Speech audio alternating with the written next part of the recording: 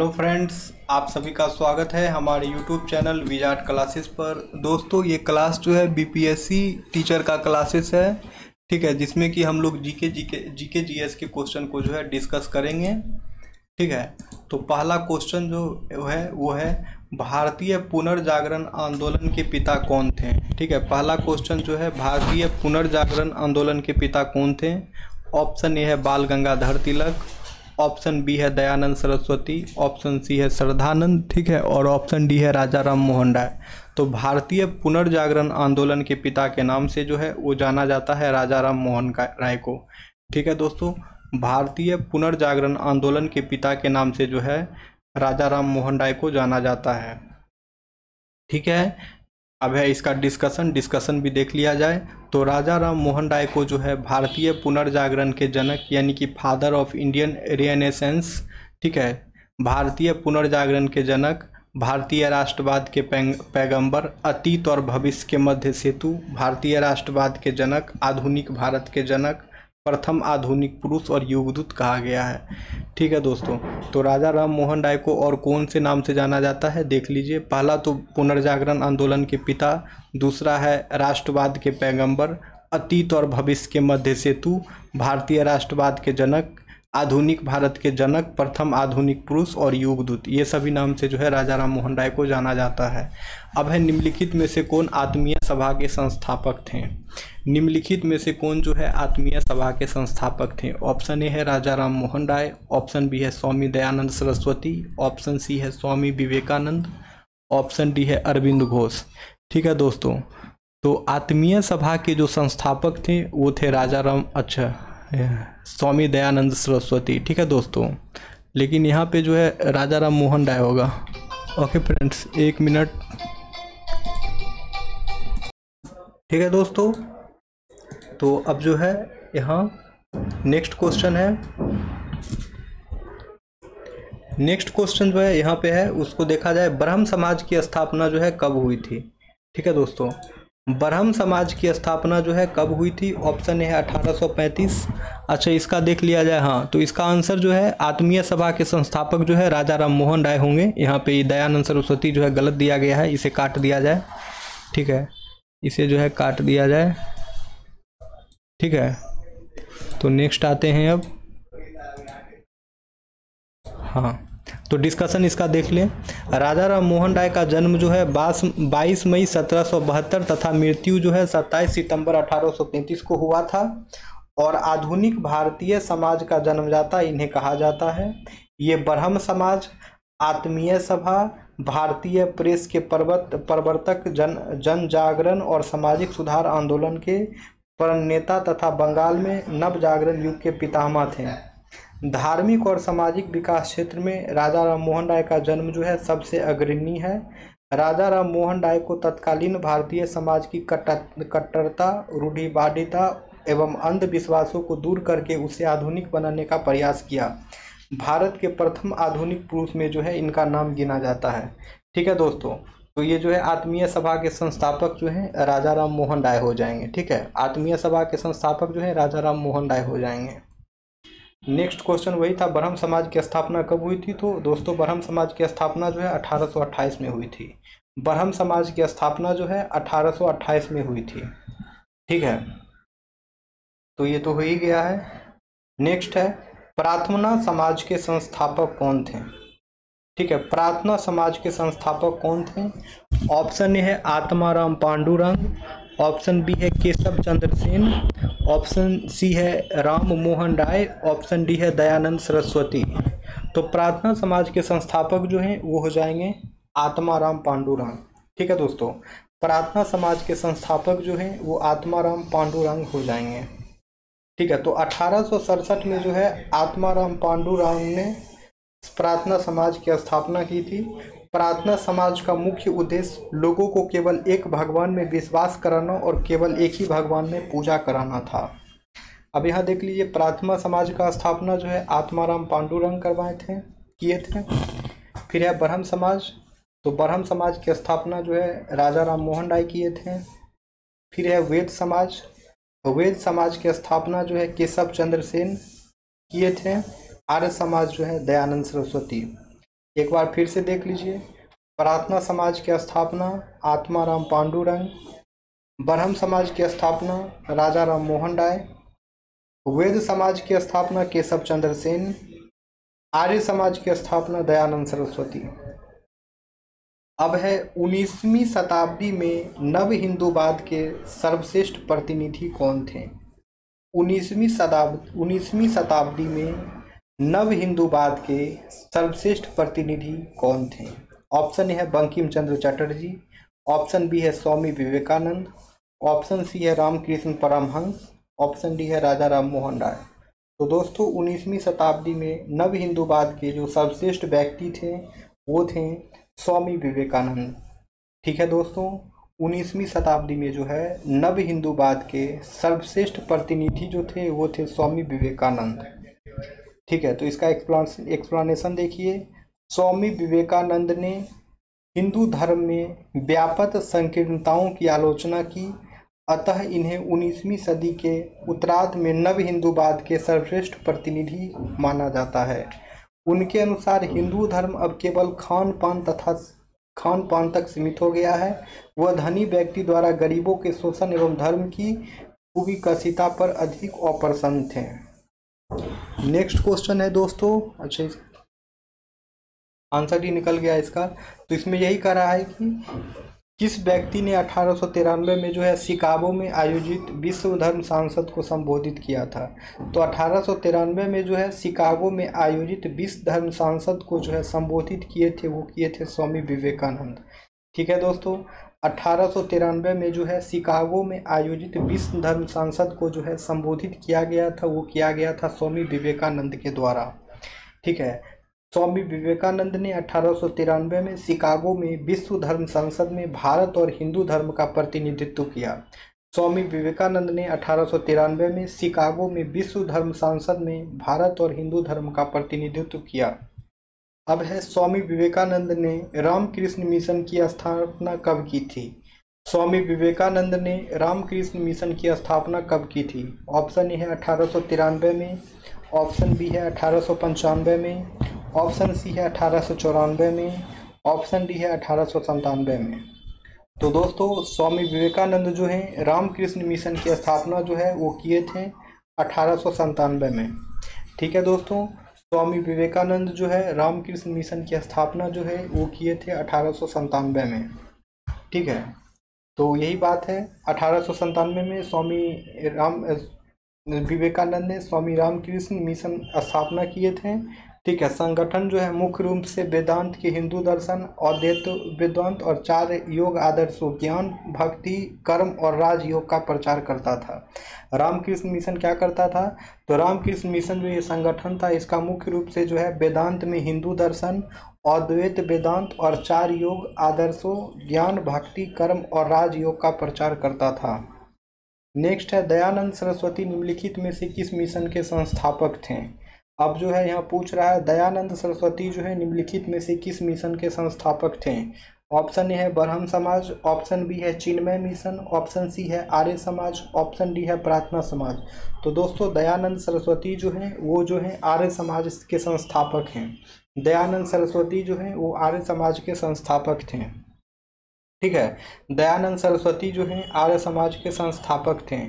स्वामी दयानंद सरस्वती ने आर्य समाज की स्थापना की। आर्य समाज की स्थापना जो है स्वामी दयानंद सरस्वती ने 1875 में की थी और उन्होंने वेदों का अनुवाद किया और सत्यार्थ प्रकाश, वेद भाष्य भूमिका और वेद भाष्य नामक 3 पुस्तकें लिखी।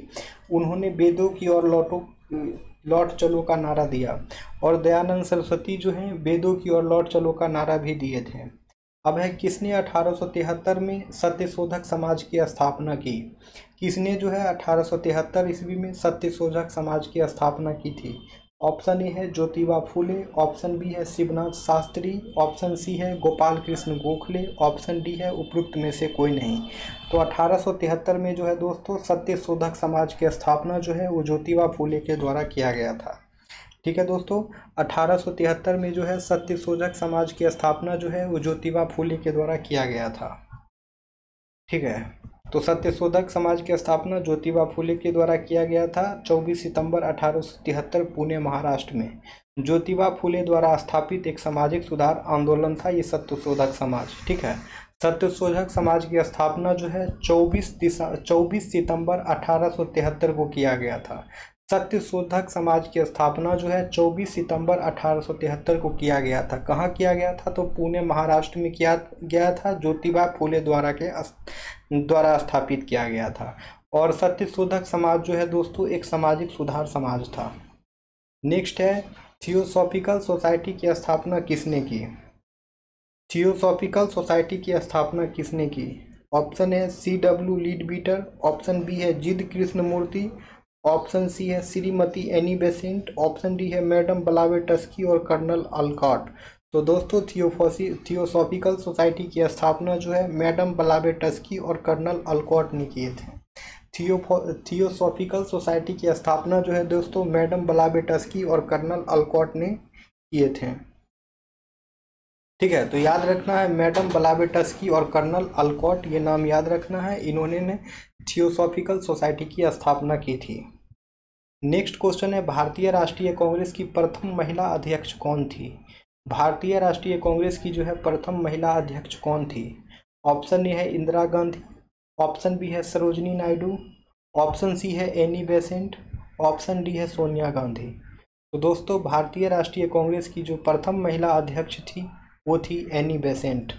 भारतीय राष्ट्रीय कांग्रेस की जो है प्रथम महिला अध्यक्ष थी वो थी एनी बेसेंट। अगर भारतीय राष्ट्रीय कांग्रेस की प्रथम भारतीय महिला अध्यक्ष पूछे तो हो जाएगा सरोजनी नायडू। ठीक है, भारतीय राष्ट्रीय कांग्रेस की प्रथम भारतीय महिला अध्यक्ष पूछे तो वो हो जाएगा सरोजनी नायडू। लेकिन अगर डायरेक्ट पूछ दे बताइए कि भारतीय राष्ट्रीय कांग्रेस की प्रथम महिला अध्यक्ष कौन थी, तो प्रथम महिला अध्यक्ष एनी बेसेंट थी और प्रथम भारतीय महिला अध्यक्ष सरोजनी नायडू थी। ठीक है, अब है भारत में नारी आंदोलन किनकी प्रेरणा से प्रारंभ हुआ था? भारत में जो है नारी आंदोलन किसकी प्रेरणा से प्रारंभ हुआ था? ऑप्शन ए है सरोजनी नायडू, ऑप्शन बी है एनी बेसेंट, ऑप्शन सी है पद्माबाई रानाडे, ऑप्शन डी है ज्योतिबा फुले।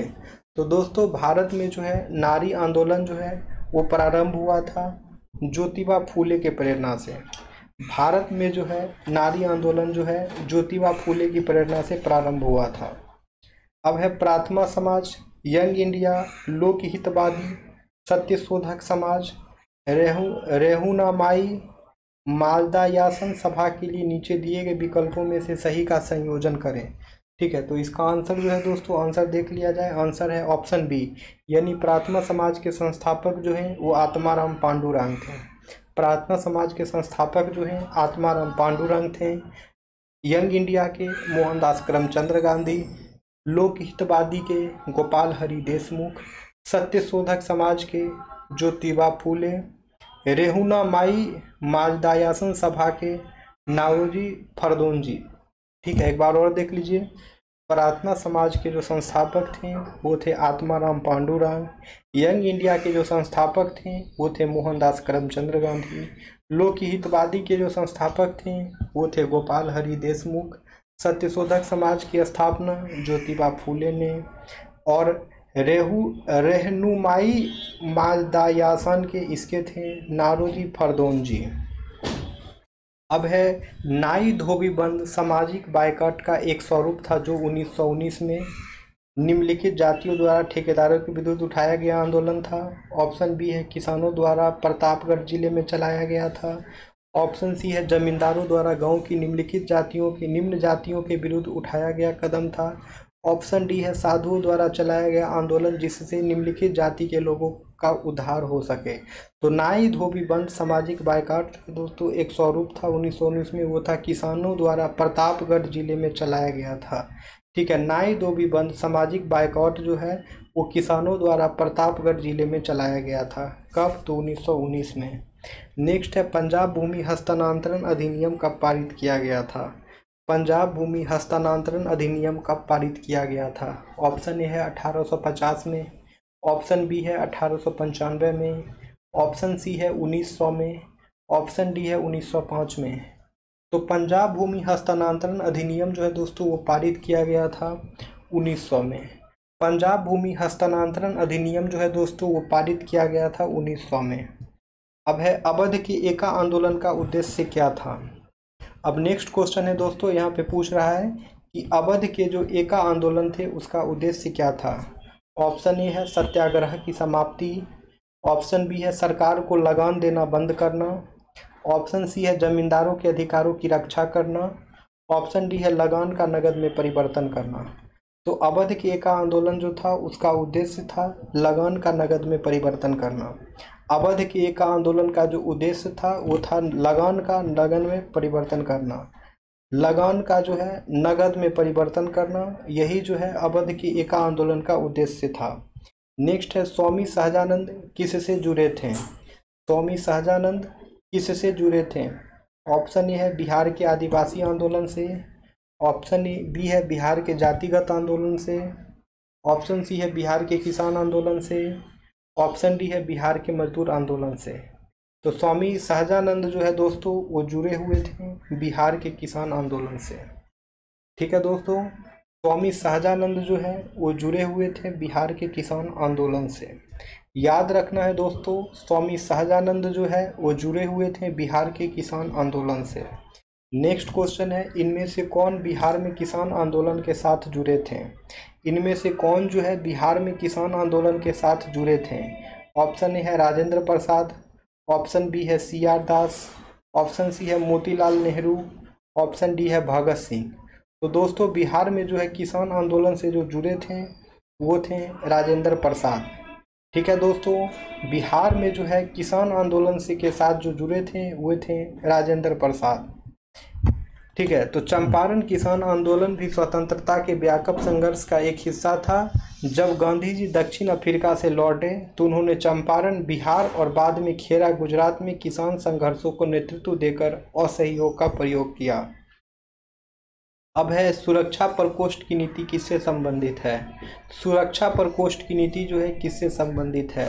ऑप्शन ए है वारेन हेस्टिंग से, ऑप्शन बी है लॉर्ड डलहौजी से, ऑप्शन सी है हेनरी लॉरेंस से, ऑप्शन डी है लॉर्ड हेस्टिंग से। तो सुरक्षा प्रकोष्ठ की नीति जो है दोस्तों वो संबंधित है वारेन हेस्टिंग से। सुरक्षा प्रकोष्ठ की नीति जो है दोस्तों वो संबंधित है वारेन हेस्टिंग से।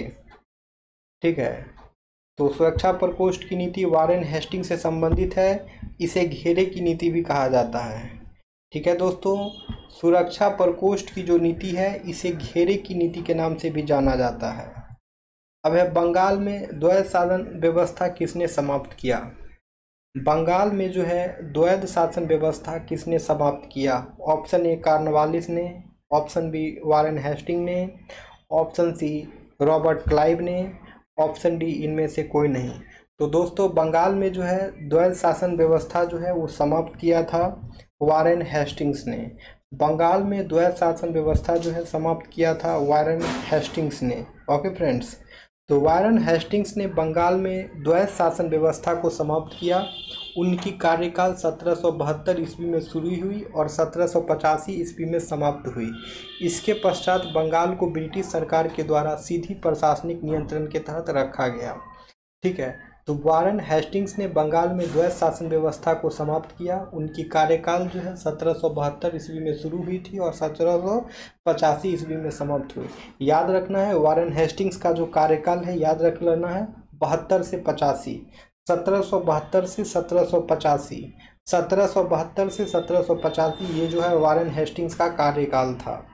ठीक है, और वारेन हेस्टिंग्स ने ही बंगाल में द्वैध शासन व्यवस्था को समाप्त किया।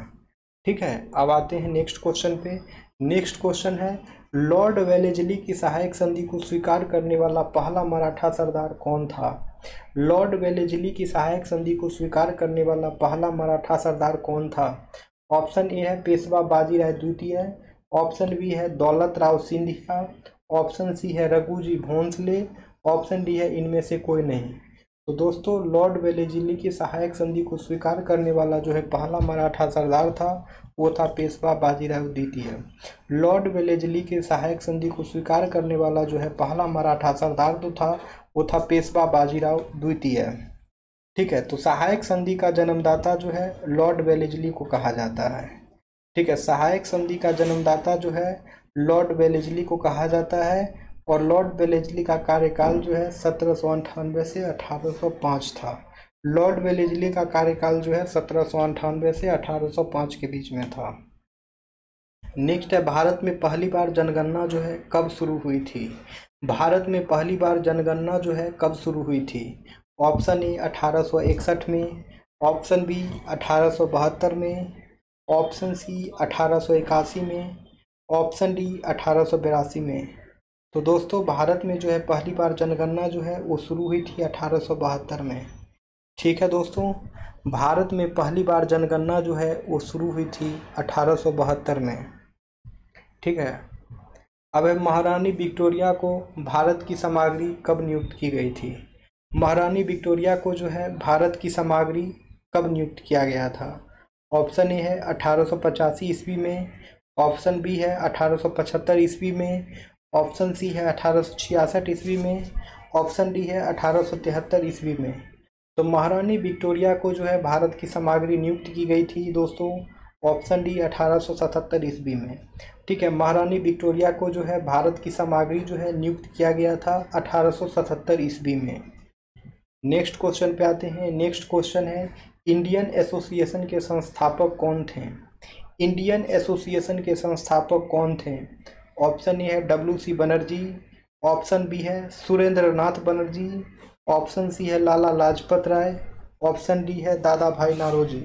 तो इंडियन एसोसिएशन के जो संस्थापक है दोस्तों वो थे सुरेंद्र नाथ बनर्जी। इंडियन एसोसिएशन के जो संस्थापक थे दोस्तों वो थे सुरेंद्र नाथ बनर्जी।